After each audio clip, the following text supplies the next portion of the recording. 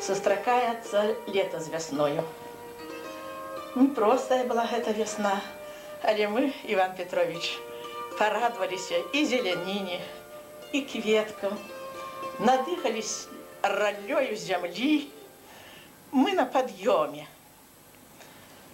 Закончыўся адзін перыяд прыроды, закончыўся гэты перыяд і ў жыцці грамадства, у вышэйшых навучальных установах. Лекцыі мы дачыталі, семінарскія ўжо правялі, уже готовимся к экзаменам. И школа вступила в новый период, самый отказный, Иван Петрович. И мы уздыхнули уже после обыденной этой работы и уздумали, что у нас есть еще не все зробленное за этот час, что у нас давно заплановано жаданне побачиться с вами, наведать, пораиться с вами. И мы, вот, когорта филфаковцев, тых, что тут присутничают, аспиранты, студенты, доценты, профессоры, докторы тут присутничают каля вас. Мы осмелились, и весь наш филфак. Ну, дали нам таки наказ. Идите, просите Ивана Петровича, коли он вас прийме, погутарьте с ним. А потім нам розкажете, а потім ён яшчэ к нам прийде і ще раз з нами побачиться усіми. Ось гэта нагода нас привела к вам. Але скажу, коли мы йшли до вас, і то з кожним кроком набирались, як кажуть, тих емоцій незвичайних. Мы пошли по вулице Янки Купалы. Уже успели Андрея Алину подхватить. И где мы читаем дошки на доме соседнем с вами, это мемориальные.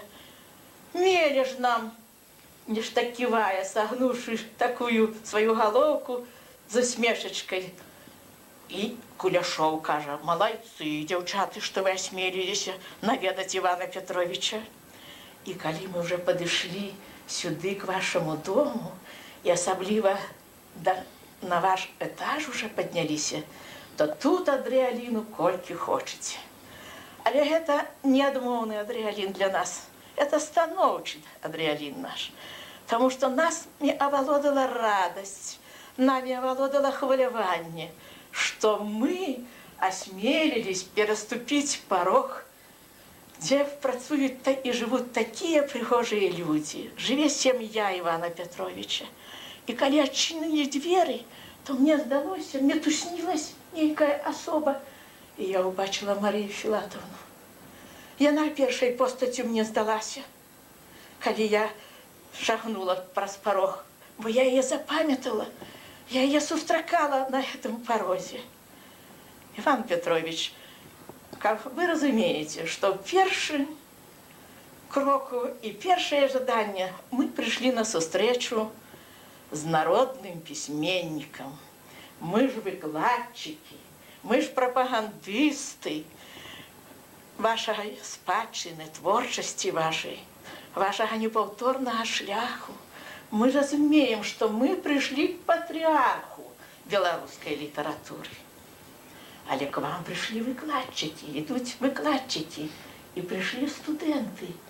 И им хочется пораиться с вами, як с академиком. Нам хочется послухать вашу науковую думку про развіццё литературы, ее сучасный стан, особных жанров. Мы пришли еще, повторяю, и до академика. Але коли приходишь на кватэру письменника, то обовязково есть у нас еще и такие, ну, як сказать можно, интимный интерес глянуть.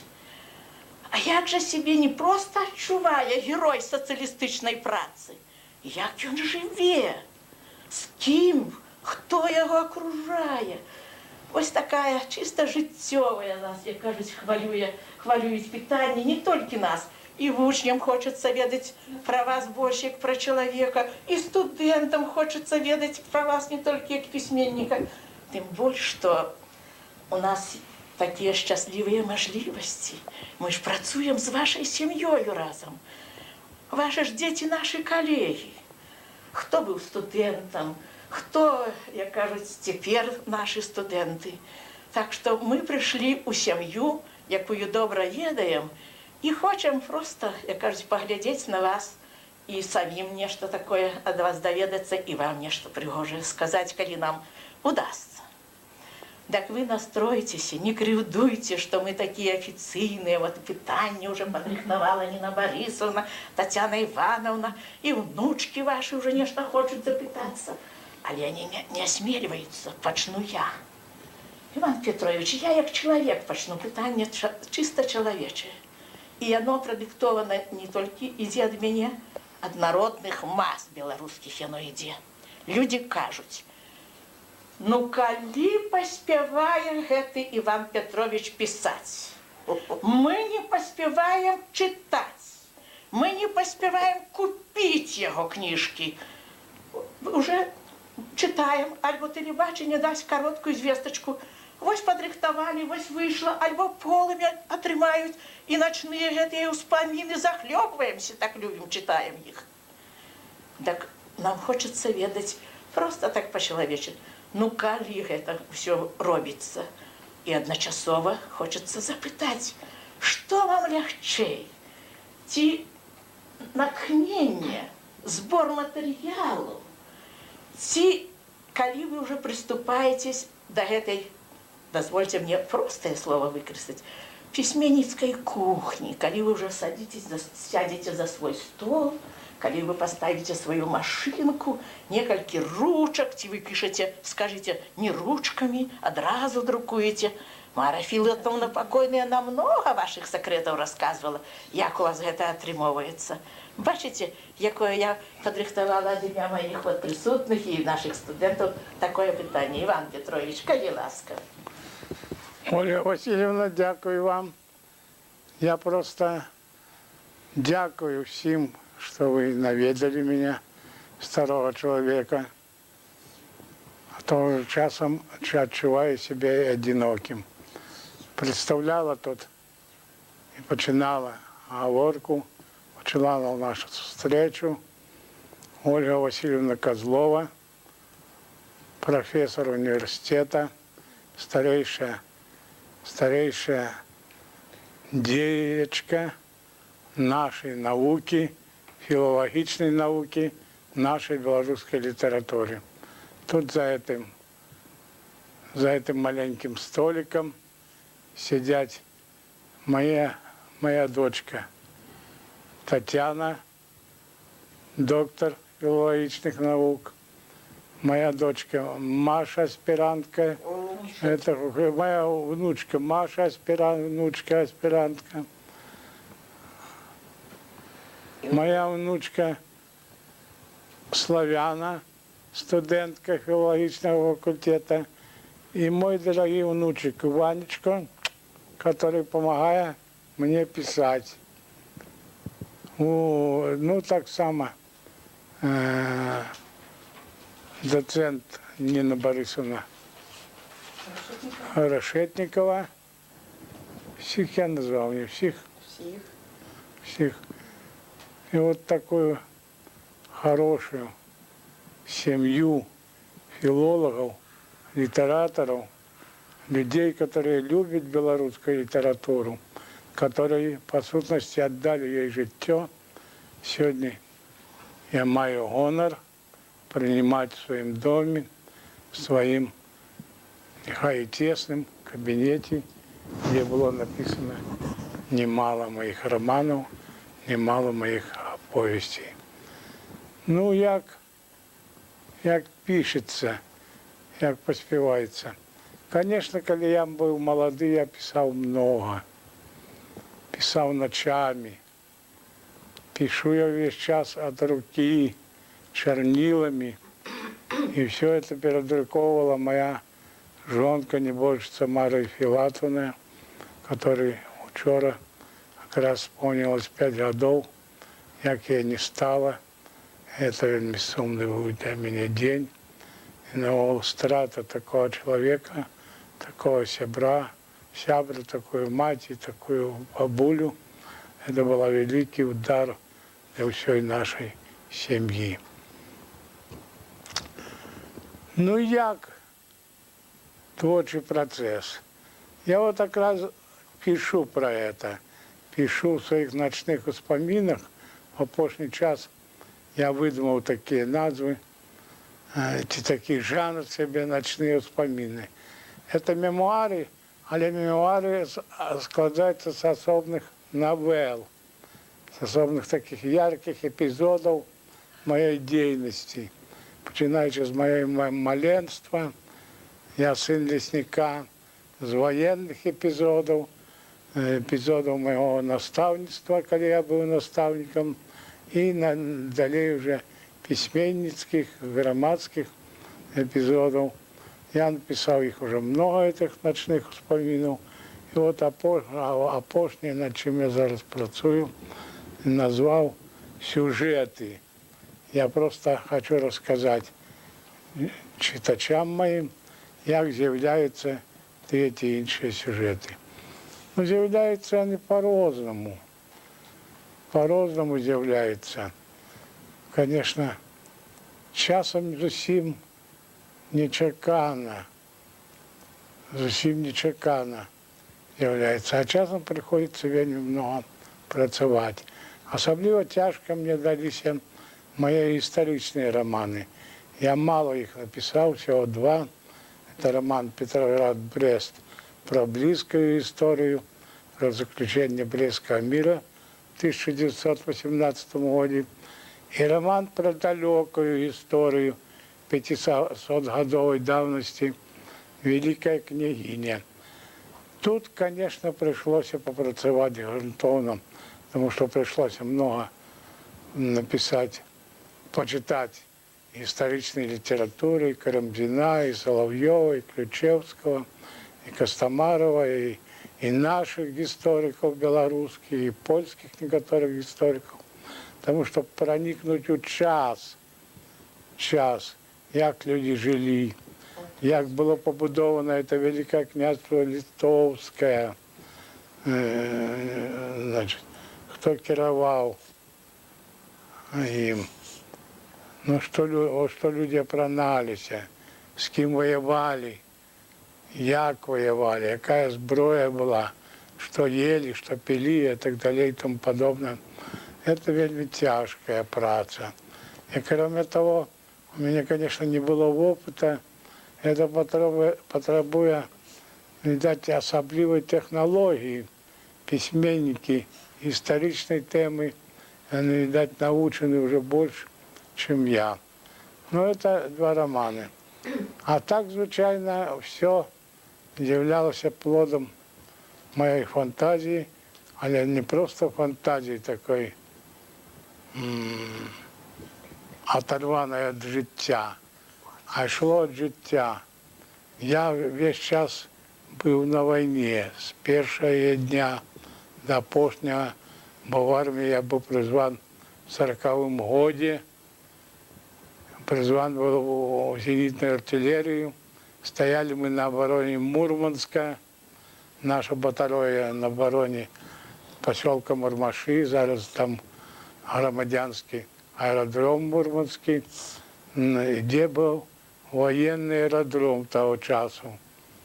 Военный аэродром того часу. Мы прикрывали этот аэродром и прикрывали на той час самую полночную гидростанцию Толомская, которая давала энергию Мурманску и, по сути, всему Кольскому полуострову. Вот. И там почали мы войну. Почали войны. Тяжко это были переживания первых дней. Стрелять мы не научились еще добро за 8 месяцев службы.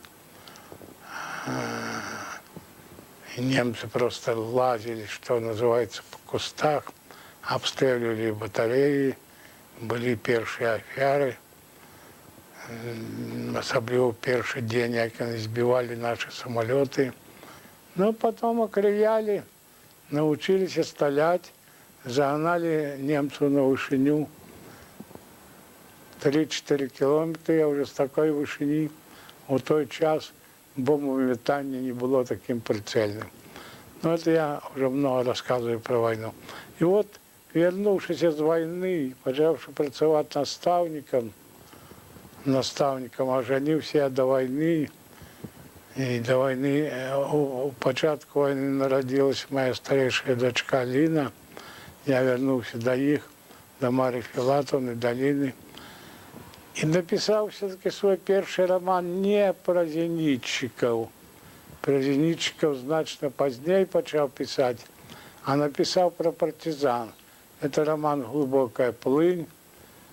И, что называется, мне пошанцевало, потому что я за его, мне была пошанцевало в том сенсі, що за його мені була присуджена сталінська премія. А в той час це здорово гучело. Роман був перекладений на русську мову, на українську, таджикську, на многі інші мови. І молодий письменник, наставник, по сутності. Правда, в 1948 году я переехал в Минск, поступивший в партийную школу, чтобы закончить свою адукацию, бо война перешкодила мне закончить институт педагогічний. А розумієте, як я поступив після війни вже, заочно. Вот з этого романа почалося. Почалося, конечно, з розказів «Партизан». Я был секретарем патронизации выбран сельсовета. 6 колгасов отсталых, разбитых, разграбленных. Вёски были надзвычай бедные, люди голодали, женщины орали на себе. И вот, значит, я был секретарем патронизации, а старшиней сельсовета был Бибиков Иван Сергеевич, который былый партизан, перенесший страшную трагедию. Немцы и полицаи знищили всю его семью, жонку, тещу и 3 малых детей. Эпизод это есть в романе «Глубокая плынь». Ну, по-разному з'являлись сюжеты творов. Ну, вот, допустим, приехавший у Мінськ, квартири не було, жив на приватній квартирі на Лагойському тракті. Маленький покойчик, який займав. Там от народилася Тетяна в 48-му годі.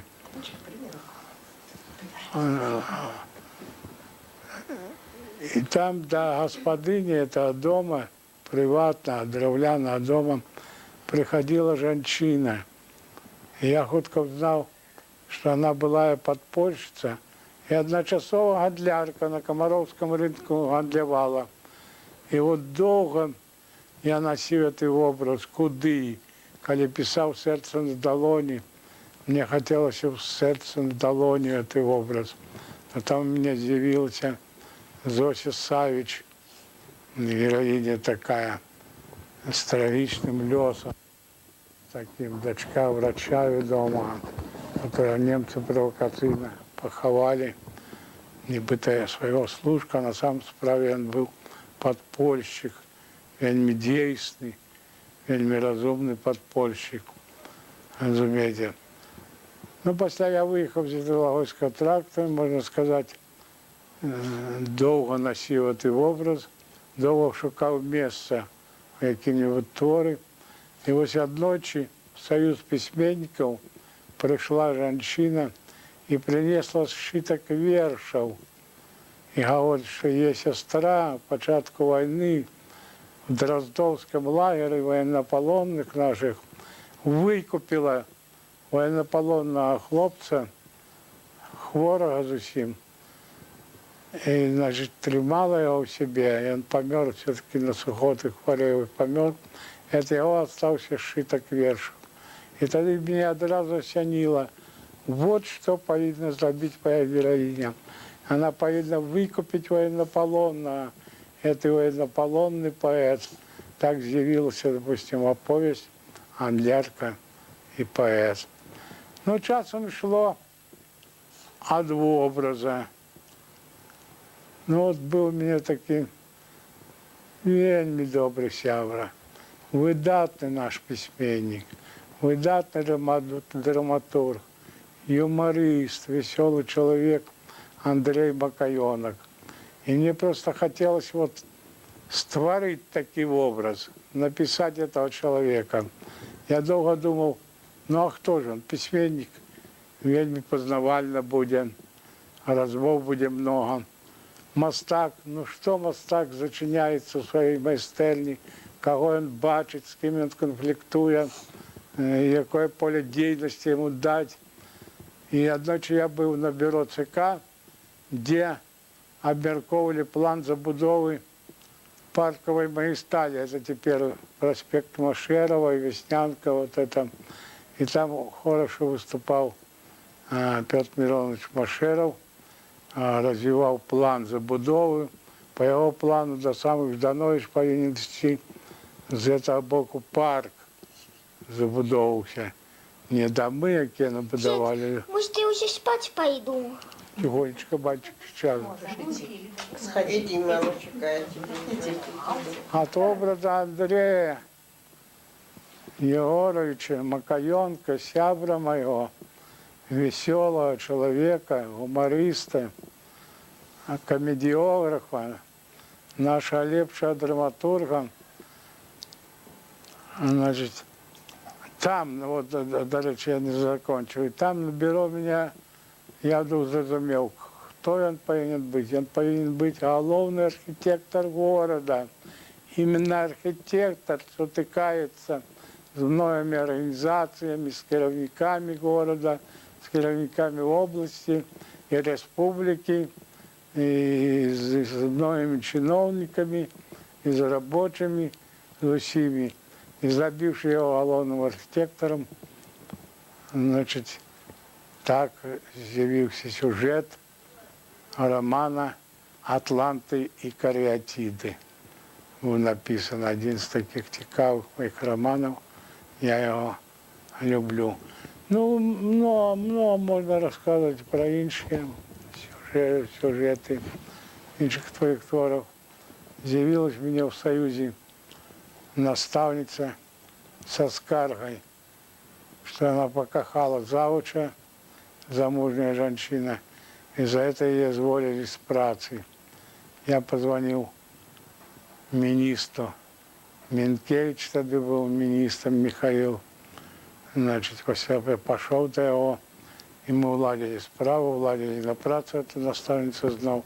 Она приезжала, дякувала мне, и з'явився сюжет о повести «Ах, Михалина, Михалина». Такой відомий, о повести популярний. І в той час мною зачитувалися, особливо наставники.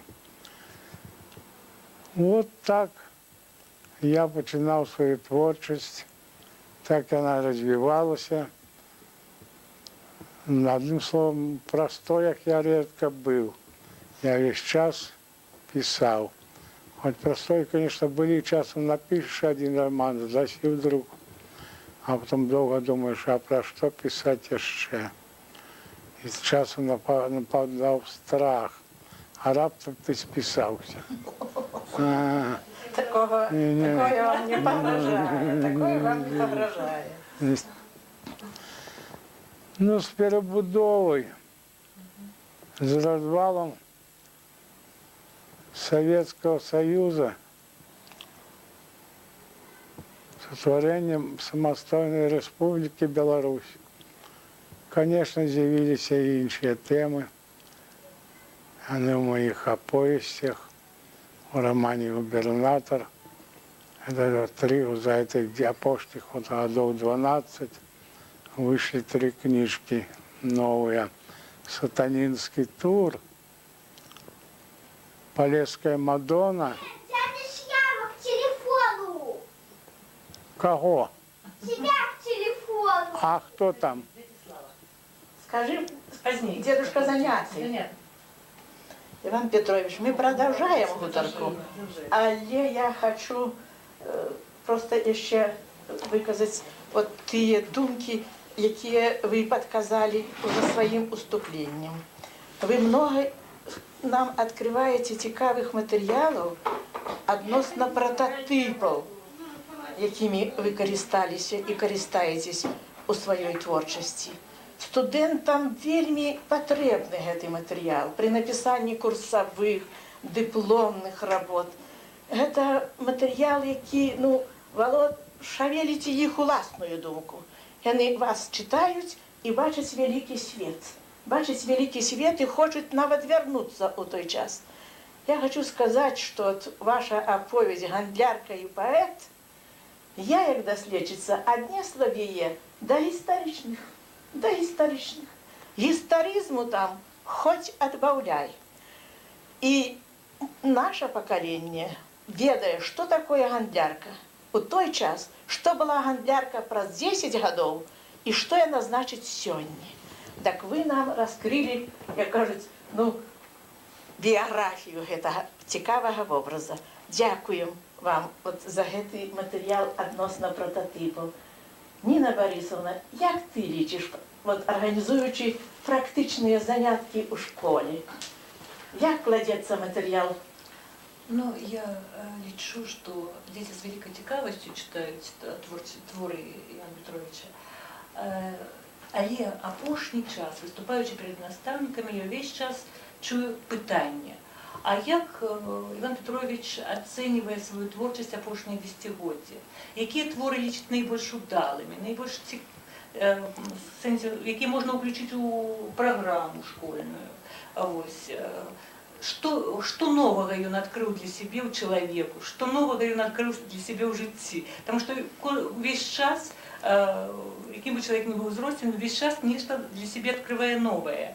И у человека, и у свете, и у взаимоотносинах поміж людьми.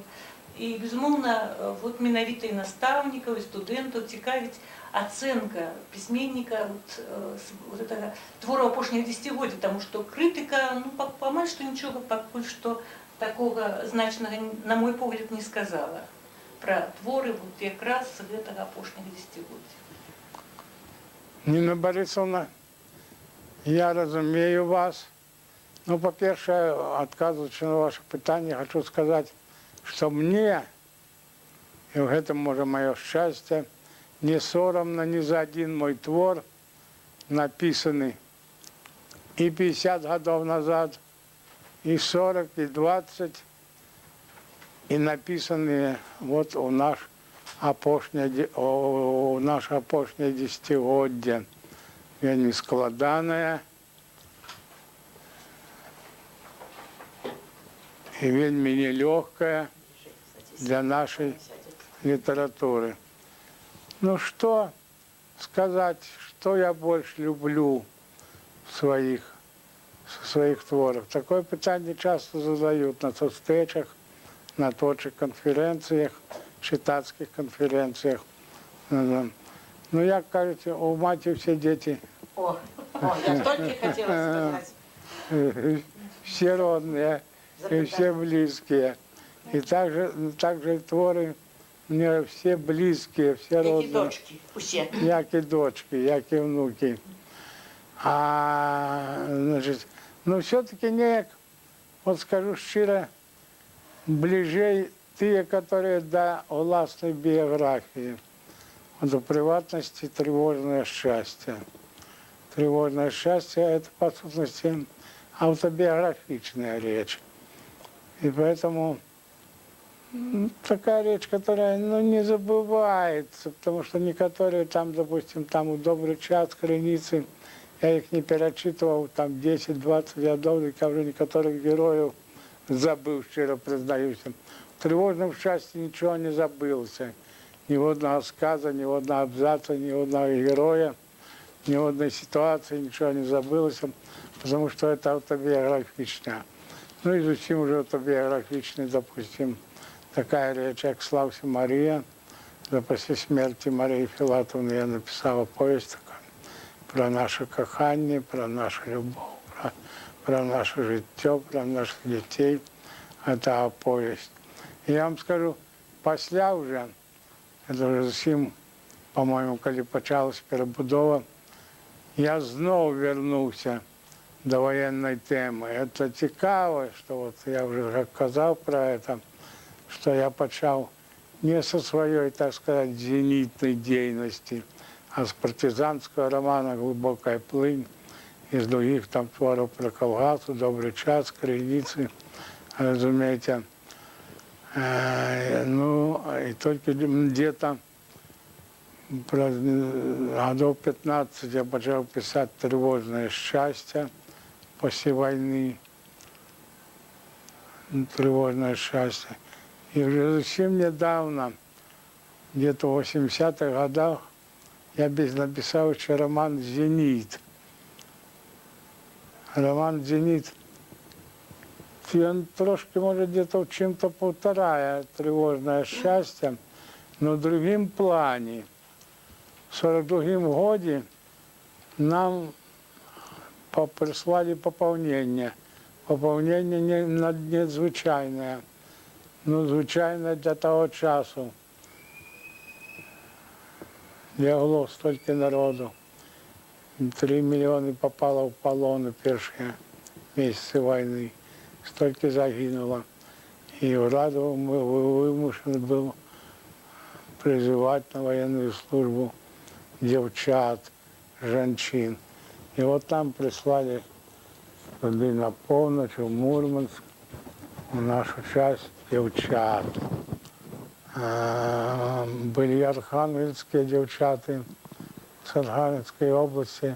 Это еще ничего архангельское, а были коми. Комини, которые нас по-русски дренно говорили. И дренно адукації ведьминійської було. А зенітної артилерії в той час вже доволі складане було. Дальномер, прибор, управління огнем, пушка. А я был уже комсоргом дивизиона, головный выхователь. Парторг у меня был человек не вельми адукованный, не вельми любил все эти лекции, все эти гуторки. А я вел все эти гуторки, все лекции, я их учил и читать, и писать, и сам писал письма, и все, разумеете. И вот роман «Зенит» — это про лёс этих несчастных девчат, про их службу и про то, как гинули они некоторые. Литерально в конце войны, в ночь с 15 на 16 Жуков забрал нашу прожекторную роту. Мы стояли уже в Германии, нас перекинули из Мурманска в Кандалакшу, мы весь час на полдень рухались. В 1944 году после вызволения в Петрозаводск. С Петрозаводска нас в студени 1945 года в Польшу, в Познань. Где-то в соковику месяце нас кинули в Германию, туда под Одер. 30 километров от Одера, город Ландсберг на Варте. Варта река, приток Одера, разумеете. И вот наш прожекторную роту забрали. Не ведали, на что забирают. Я у командира дивизиона попросился. Поеду я зимой все-таки. С прожектористами где-то поехал. А это была ведомая операция, когда Жуков собрал штук 400 прожекторов и ослепил. Нет, переправил через Одер, Берлин, переправил через Одер. У ночь с 15 на 16 красовика 45 года. И они... Ну, а немцы все-таки огрызались, стреляли дальнобойками. И загинул у нас прожекторный разлик один. 4 девчины загинули перед самым конец войны. 3 было пораненные. И мне так шкода было их. Вот про этих девчат я написал. Было много трагедий, было много смешного. Была у нас одна цікавая девчина, полька, архангельская.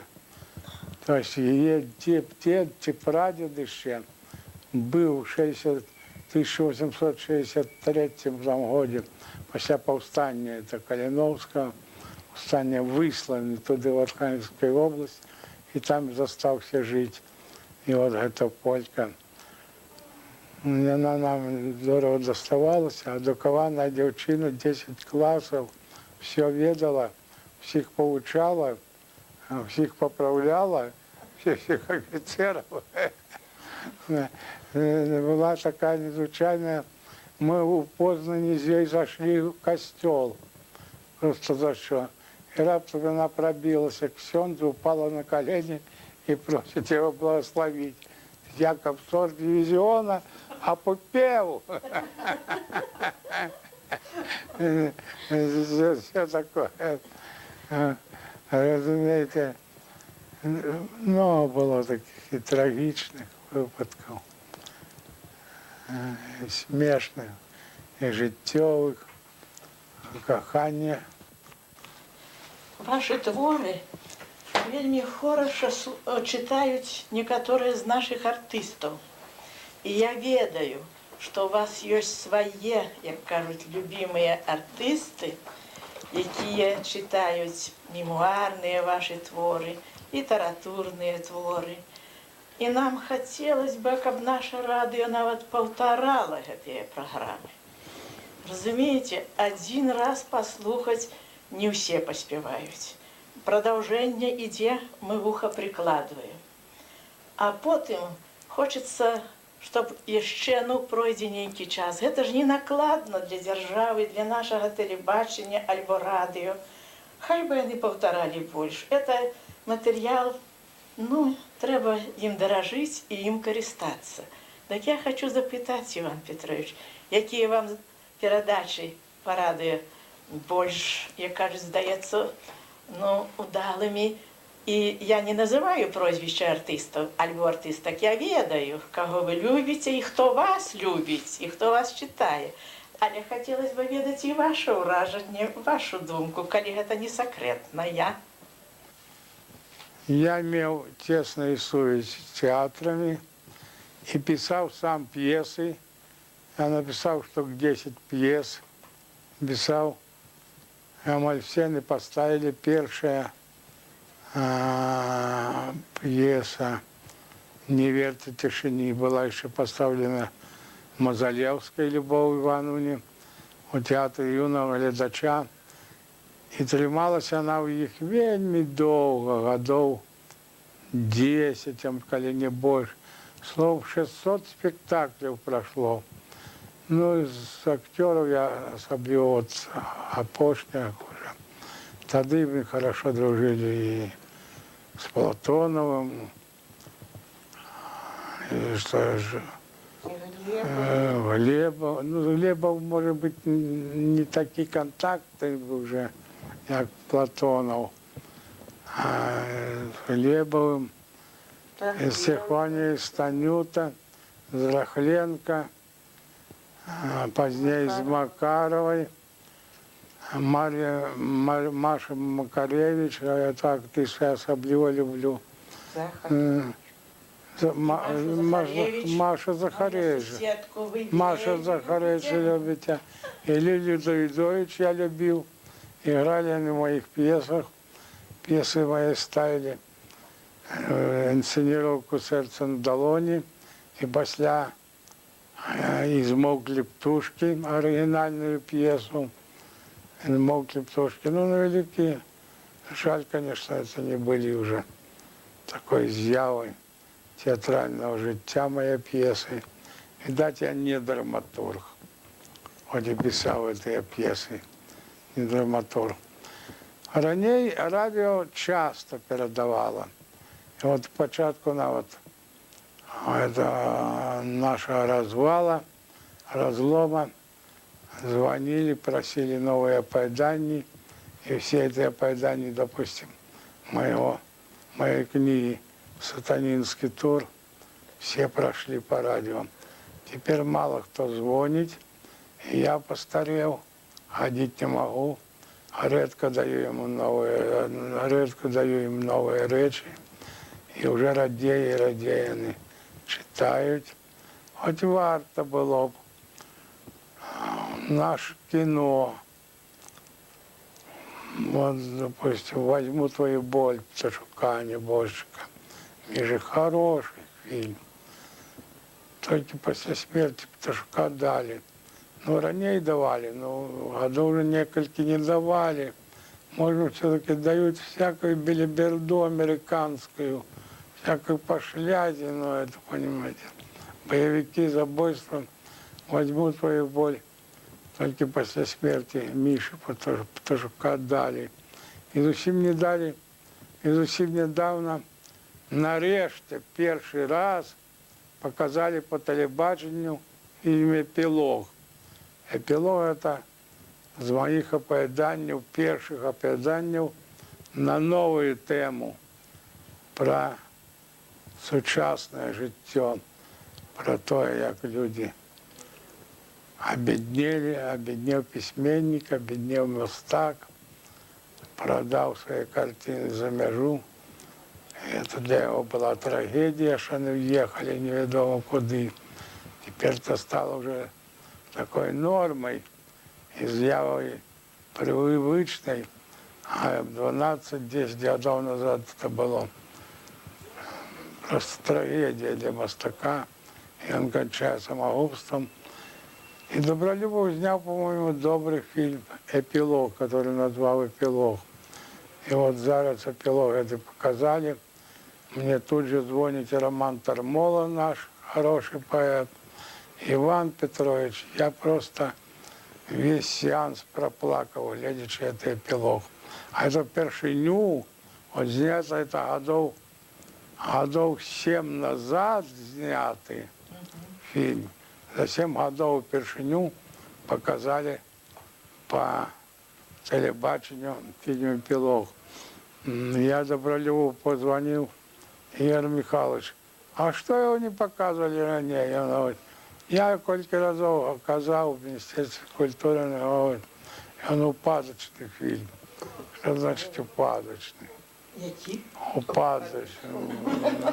Ён по жанру вельмі нагадвае антыутопію, такую эстэтычную і неяк, звычайна, у нас кіберпанк, дзе машыны захопліваюць уладу, а тут неяк пра... Так что, Видно, что дотычется пропаганды, антыутопія. пропаганды творчества нашей, не только моей, или всей белорусской литературы, то, конечно, тут треба ще многое зробити. От вчора у мене був новий старшиня Союзу Пашкевич, ми говорили з ним, і я написав письмо президенту республіки по всіх цих проблемах. Ну, резко упали тиражі. У меня ранее же при советской владе на белорусской мове, вот у меня это «Зенит», вот уже конец кончался, уже перебудова почалась там, вышел тиражом 50 тысяч, первый раз 50 тысяч тиражом. Зараз замість того ж на щастя, я не розумію, навошта это, Нина Борисовна, включили «Сердце на долоні», все-таки для школи лепше, тривожне щастя лепше у школі. Ну, неважно, по школьной серии видавецтво видало «Сердце на долоні» Гандлярку і поэт. Дякую видавецтву за це. Але ж тираж 4 тисячі. А скільки школьників? І, звичайно, от по тривожному щастю, де тираж був великий, раніше видан і по-білоруську, і по-русскому, як доходили до вивчення, так дзвонили батьки знайомі, Іван Петрович, дайте книгу, нема де достати книгу. Розумієте? Поэтому тиражи, конечно, это наша проблема. Наша проблема зараз. Ну, конечно, то, что белорусы стали меньше читать на своей родной мове, это сумно. И тут от нас, письменников, многое залежить повинны и мастацким словом, и публицистичным словом. своїми виступленнями в пресі ніяк все-таки зняти цікавість до нашої літератури. Якую роль, ось ми узняли питання з вами про мову, про відносини, про її стан у республіці. От як на вашу думку, якою роль відіграють, або зараз уже виконують наші нові такі установи, як ми називаємо ліцеї, гімназії? Тетяна Івановна, ти буваєш у гэтых школах, зустрічаєшся з викладчиками гэтых нових установ і сама то, що я викладала, я ведаю. От як на вашу думку, от батька і дочка, як ви оцінюєте роль гэтых установ, гімназії і ліцеїв у активізації, у підйомі, ну, наогул, їх уклад у розвиття нашої національної мови, літератури? Я оцениваю выключно становче, конечно. Хотелось, чтобы их было больше. Іван Петрович, можна питання? У біографії, значить, написано, в біографії такої довольно відомої, що ви починали як поет, що ви починали з віршів, і хотілося, щоб ви трошки порозважали на конт жанрової специфіки. Чому роман? Сапраўды, ці були б вірші, ці була поезія у початку творчого шляху. А пазней чому роман став основним жанром? І ще питання. А ці хотілося написати, наприклад, чисто детектив або мелодраму? Чистую мелодраму такую, без всяких социально-бытовых проблем, а только мужчина и женщина, только проблемы взаимоотносин. Так это повесть обмен. Так же Ну, совсем, я сказала. Ну, я вам скажу, конечно, я починав як поет, як всі молоді. Починав ще в школі. Ще в 6 класі один випускав классную настенную газету. Писал там и верши, и все там дописи, все заметки это писал. Все. Но потом, когда учился в техникуме в Гомелі, будівничих матеріалів, вельми далеким от літератури, я ходив у Гомельську правду на літоб'єднання. Тоді членами літоб'єднання були два хороші поети, студенты пединститута. Это Леонид Гаврилов, который на великий жаль загинул, и Костусь Кириенко, который на великое счастье все-таки выжил в войне и после довгий час працював. Я прочитав там свої вірші, і мене вщент розкритикували. Тоді через певний час я написав оповідання, закоханий був в медичку в этому свою, будущую жонку, Машу Кротову, і написав про медичку, про фельдшера оповідання. І прочитав оповідання, і мене похвалили всі в один голос. І тоді я зрозумів, що от моя, так сказати, выбор, это проза. И я навіть осмелився до войны прислать полымя революции, как называлось, полымя тоді, два свои оповідання. Один назву не помню.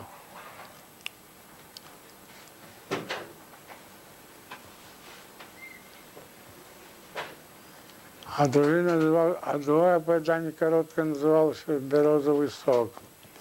Я отримав письмо за підписом Лунькова. Ну, звичайно, звісно, відкази молодим авторам дають редактори, а не головні редактори, редактори відділів. Но тут оказывается, что Луньков читал мои оповідання. Тому що після війни, коли я вже був прийнятий в Союз письменников, он сказал: юноша, а это до войны ты нам березовый сок прислал. Мы хотели его друковать, или почалась война, значит, все это загинуло. Все. І от з того часу, хоч у війну, я ще на русській мові писав вірші патріотичні. І друкував в армійській газеті. Була армійська газета 14-ї армії «Удар по врагу». От в цій газеті «Удар по врагу» я надрукував штук 5 чи 6 віршів. І був такий ленинградський поет Бронислав Кержун. І він після війни вирішив забрати вірші. Сам я служив там же на півночі, не пам'ятаю в яких частях. І от він вирішив. Ну і знайшов, значить, червоноармієць, потім сержант Шамякін. Прислав мені письмо. А я вже відомий письменник був. Це не ви. Я йому відказав, що це я. І він випустив книжечку «Бойці за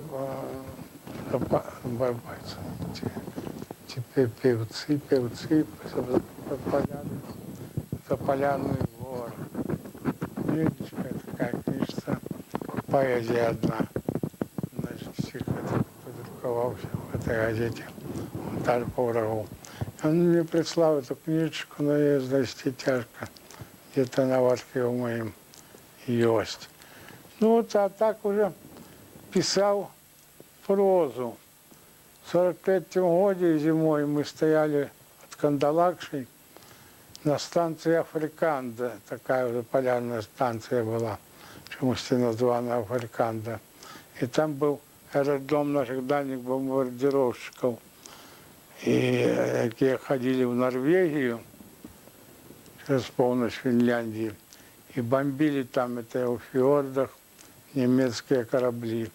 И, конечно, не вертались. И когда у летчиков гремел салют винтовочный, мы знали, что это значит, кто-то не вернулся, а вот уже так сказать. Туди проривались, а назад уже немцы их не выпускали, Ну, сбивали. не все, конечно. Один-два до и не вертался. И вот не вернулся один самолет, а потом месяца через полтора летчик и штурман вернулись. Много,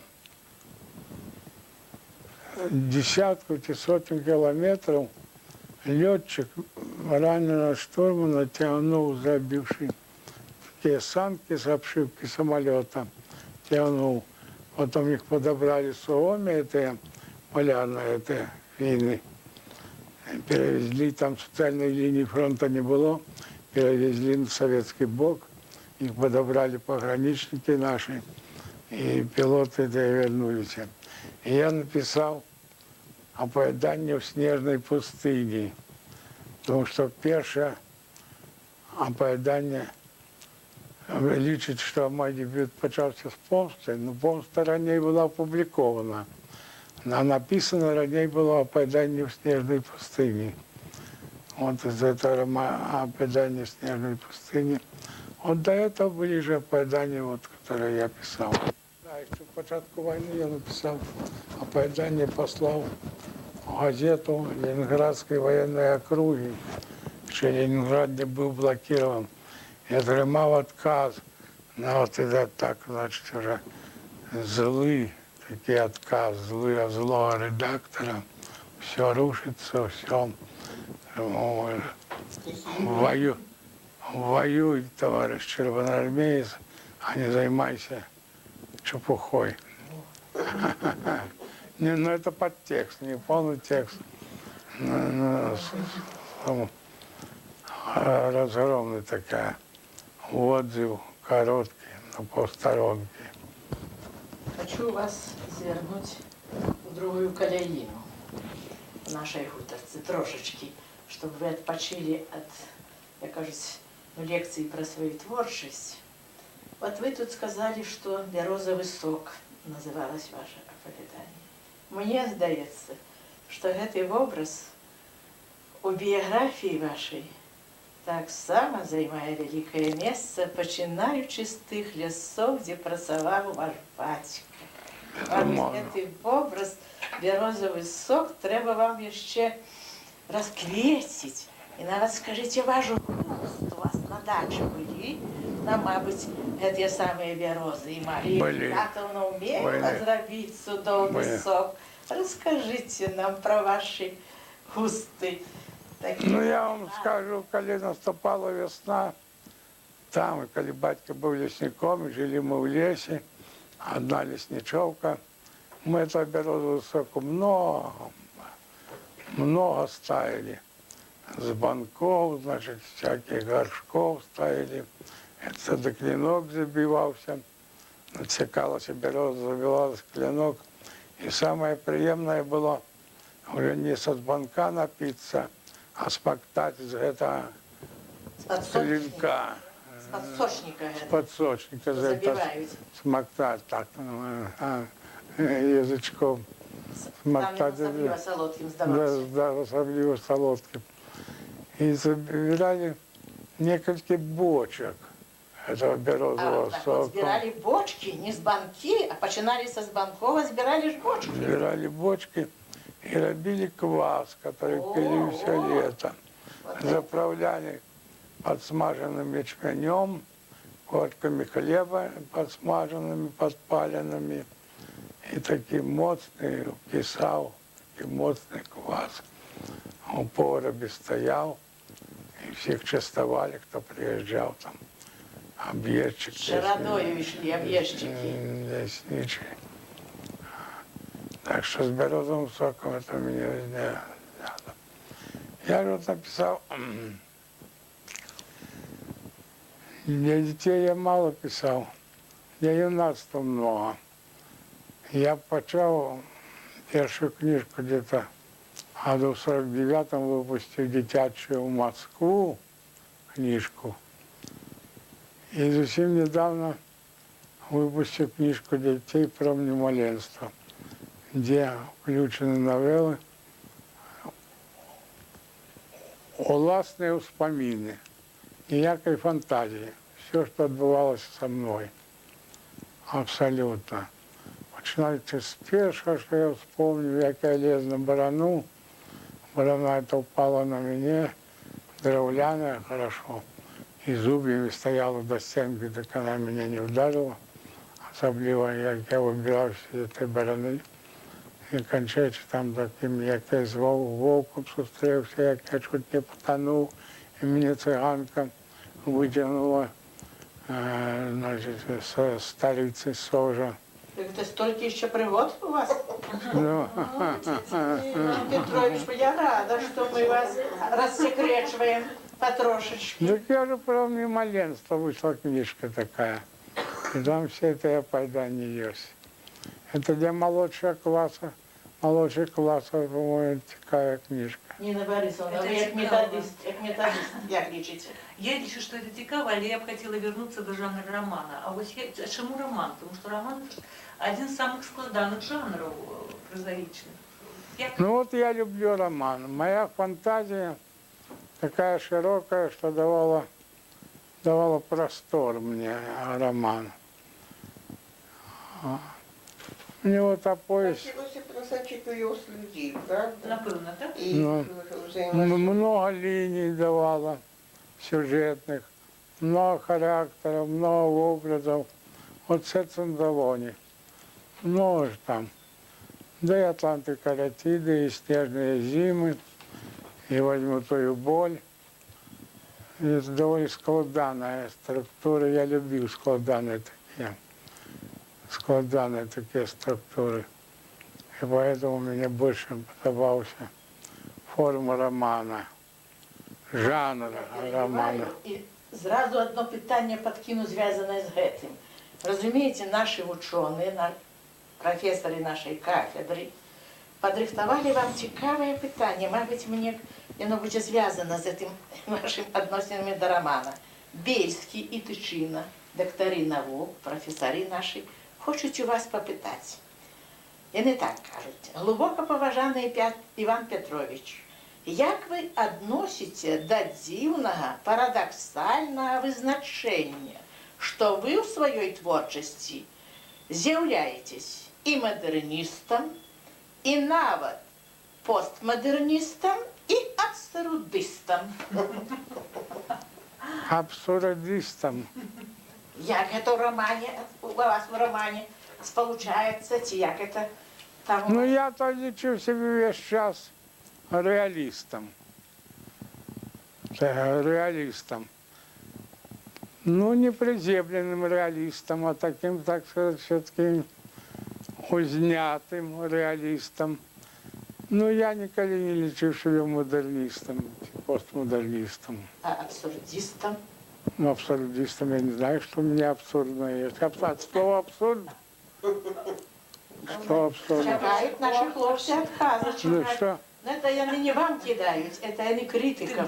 Это не критикам, А а что? кидають каменчику. А что у меня абсурдное есть? Не на всякий- Что у 90-х годах уже апошнія твори, там абсурдне життя. Якби це показує, що там які абсурдні ситуації. Типу, як у Станіцькім тури. Ось то, що як труп нябожчика Васильєва, всі абсурдні ситуації. Это славяно, Ні, думка студентки нам вельми важна. славяна моя, ну, Славяночка, а ви як лічите? Ну, выслухали эту думку, и вам профессор это на лекции донес. Як аудиторія зреагувала студентська? Питання не було. Мені здається, що студенти все ж пишуть, що реаліст задуля з неким романтичним навіть оціненням. Человека. Да.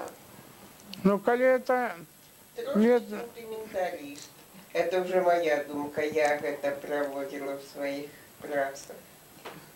сентименталист, это, видать, правда. А славяна, видать, має рацію, коли вона має на увазі апошні оповісті, що абсурдне життя. Ну, це, правда, це подання Сатанінський тур.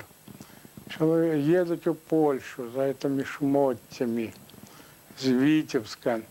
Їде викладчик института Витебского, ну это же давно написано, годов 10 назад, разумеете, помирая перед Брестом. И люди, знаете, что когда заявить, что помер человек в автобусе, значит, их далее Бреста никуда не пустят, конечно, расследование почнется. Грубо розвалиться. Ну, и они накрывают его шмоттем, перевозят через межу, и 4 дня, хорошо, что зимовый час, возят по Польше мертвого человека. Конечно, это абсурд. И люди идут на такие абсурды, из-за чего? За какого-то шмоття, за какого-то лишнего доляра, кажуть. Так що, коли славяни мають, ну, і коли критики наші мають, це абсурд. Ну, а так остатнє абсурдно. А як народжається сама ідея твору? Чому така тема?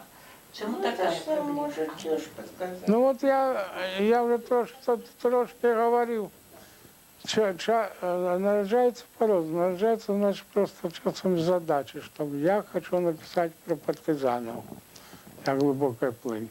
И я збираю материал, я знайомлюсь с партизанами, с их оповеданиями, конструирую сюжет, сюжетные ходы, начинаю писать, и в процессе писания, конечно, меняется, там что-то додается, отнимается, жарсать. А часом нарожається, вот я говорю, як англійський поет вот, принесла женщина шиток вершов, военных вершов несчастного этого солдатика, который писал. Ти народжається, допустим, з характера, як Атланти Каратіди, з характера Андрея Макайонка. По-разному з'являється. Ти народжається з власної біографії, як моє тривожне щастя, як мій роман «Зеніт». Ти народжається з приїздом наставниці, со скарги, що її зводять за те, що вона закохалася у жената завуча своєї школи. А в прошлый час это осуждается. Нет, как жена тогда, как отца. Это был артикул уже в присловии таком. На эту тему? Так что же, Ну, что кохание заборонено? Забороненное Ну, кохание. жена такая-то недобрая, не по-христиански. А что человеку вы цените особливо вот у характера человека, у особи человека, Петрович? А что личите заганным? Як вы видите? Ну, больше всего я люблю сумленность у человека. Чтобы он был сумленный, чтобы он господар своего слова был. А заганом я люблю любую распущенность, фальшь, ману. Вот коли такие манюка, человек нечистоплотный, те в своих деях, те в своих промовах, в своих словах. Вот у меня есть образ крыницы, женщин. Первый в Советском Союзе, в советской литературе я написал однообный образ секретаря райкома, Бородки. Была она вот такая, некоторые критики на вот такой термин выдумали, бородковщина. Бородковщина. Вот такие одмовный персонаж у романе Крыницы. Так ён ад барады ці ад барадаўкі? Ну, не Ад ведаю. барадаўкі. Не, Бородка. Дворожный. Запамінальна, Дворожный. запамінальна. Человек дворожный. Живет тайным життям. Сьогодні радіо, ну і вчора, принесло цікаві новини відносно присудження державних премій відомим діячам. І вже Іван Петрович ведає тих особ. От ваше, як кажуть, почуття до тих лауреатів, які мають відносини до літератури, до дослідчої літератури. Я член комитета по державных премиях. Ну, на посещении я не был, а я написал письмо в комитет, потому что не здоровилось у меня, я не мог поехать, написал письмо, у яких щиро підтримував Олеся Савицкого, Василя Журавлева підтримував. И подтримывал я по поэзии Виктора Гордея. Я лечу хороший поэт, и вельми шкодую, что ему премии не присудили. Кому-то не подобались. Что не Може, не подобался? хватило голосов. Не подавал. Нет, там мы присудили одноголосно в комитете, а уже так на высшей инстанции, А там ще хто повинен проголосувати? там уже не голосуют, а просто вырашают. Підписують. Ну, вырашают, ранее, чем дать президенту на подпись. Ну, там, конечно, чиновники вырашают. Я не знаю, на каком уровне и кто конкретно, но вырашают, кому дать. В минулый раз Савицкого зарезали, в этот раз Виктора Гордея. За Гордея мне, за Савицкого было мне кривда, и за Гордея мне кривда, потому что мне его верши подобается. Это поэт хороший лирик. Много трагичного, но его життя такое трагичное. Сын в Афганистане загинул. Ну, вот такой человек. Он тихмяный, неприметный, а поэт хороший. Мне шкода и кривдно, что не присудил премию. А остаток я всех так сказать. Олесь Савицький. Олесь Савицький – это видатний прозаїк наш. Його эта книжка, дитяча книжка, там, дивна книжка. І вся його І вся, постать, і Да, весь да. його шлях не кидає його з боку в бок. ну, І, як кажуть, він робить сумлінно, правильно свою справу. я цікавостю артикули Журавльова читав. З цікавостю весь час читав. Я лічу, що це заслужено Журавльову присудили державную премию. Так, він скромніший, інтелігентніший. Давним-давно працює вельми так спокійно, хорошо. Він так само слід свій вже проклав у нашому білоруському літературознавстві. А кого з молодих прозаїків ви вилучили? От тих молодих прозаїків, які вже заявили про себе, як подумаєте, у кого є найбільші шанси войти в історію білоруської літератури? Нина Борисовна, мне тяжко отказать на это питание, то что из-за своих очей я не все читаю. Я читаю, часом мне подобается, а часом не подобается. И того самого автора. Одно пойда не подобается, другое не. Но радует только одно, что люди пишут много. Особливо много з'являється нових поетів. І особливо, чого не було раніше, я просто дивляюсь, чим це зв'язано, много поетес, жінчин. О, так. Ну так твои Вельми. классные внучки. Вельми много поетес нових з'являється. Ну, як ви ставитесь, жінчина в літературі от, на цю проблему? Я вам скажу, Удобно? що я з цікавістю завжди читав жінчин. Літератури. Що це значить такого? Починається від Джордж Санд, Віра Панова, наша Алена Василевич, видатний прозаїк.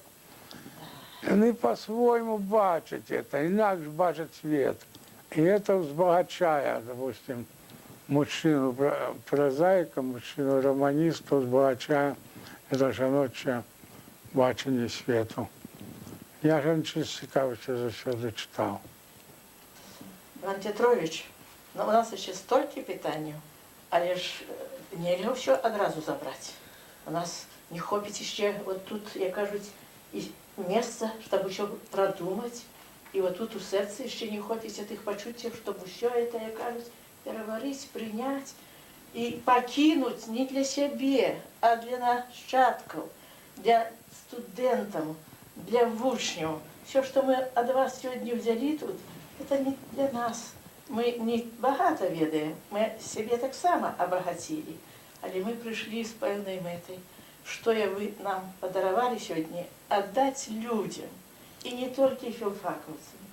Хто сусіди, хто своїм наставникам, хто своїм сябром. Усі раді вас чути, бачити і читати. Дякую. І Ольга коли я Васильівна. поглядела на сьогодні ваші блакитні очки, мені не здалося, що одна з них не хоче служити так, як треба. Не здалося. Такий пригожий колір, а він откуль? Отсюль, з душі ваш колір. Вот. От вашей светлой головки этот колер. Иван Петрович, я передаю вам вустный поцелунок от филфаковских девчат.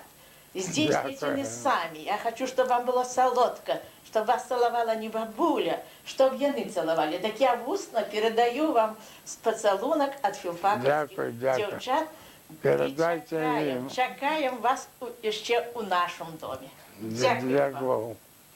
Меня подводят ноги. Самое слабое место – ноги. Я всю зиму не выходил на двор. Вот теперь, может, больше не вылазить, когда стало тепло. Лежал в больнице, и не один раз.